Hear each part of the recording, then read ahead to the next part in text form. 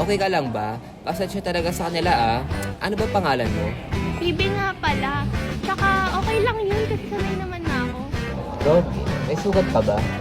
Meron. Pero maliit lang naman siya. Hindi naman masakit.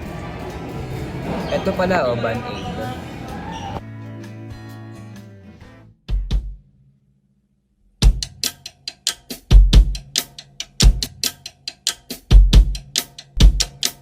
Minsan sa may kalayaan tayo'y nagkatagpuan. May mga sariling gimik at kanya-kanyang hangad sa buhay. Sa ilalim ng isang bubong, mga sikretong ibinubulong. Kahit na anong mangyari, kahit na saan ka man patungo. Ngunit ngayon, Yak! May issue! Kabago-bago pa lang, may issue na. ay huwag kalimutan. Uy, na paano ka? Okay ka lang ba? May nakita niyo ba yung issue ko? Hindi ko naman kasi ginawa yun eh. Alam ko hindi mo kaya gawin yun. Oo, naniniwala kami sa'yo. Ama naming nasa langit, naway dinggin mo ang aming panalangin para sa aming kaibigan na dumaranas ng pananakit at pang-aapi.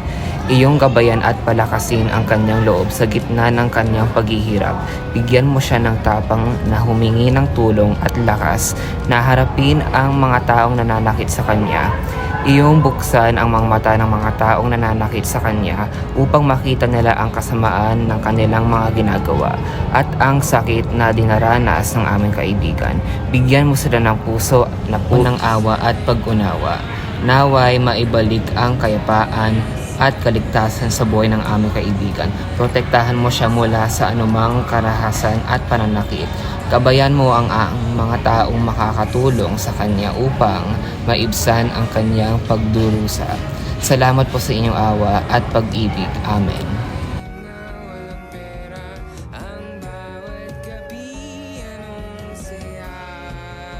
Ba't mo ginagawa yan? Di mo kailangan gawin yan. Hindi ko na kasi kaya. Gusto ko nang mawala sa mundong to. Nandito ako para sa'yo. Basta wag mo lang gawin yan. Uy, nagkita na naman tayo. Ayoko nga, ito na nga yung dito na sa bahay ko. Ginagawa niya sa kanya. Palagi naman kayo ganyan.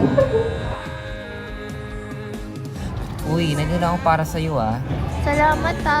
Di ko alam gagawin ko pag wala ka. Pag kailangan mong tulong, tawag mo lang ako. Tunay na magkaibigan.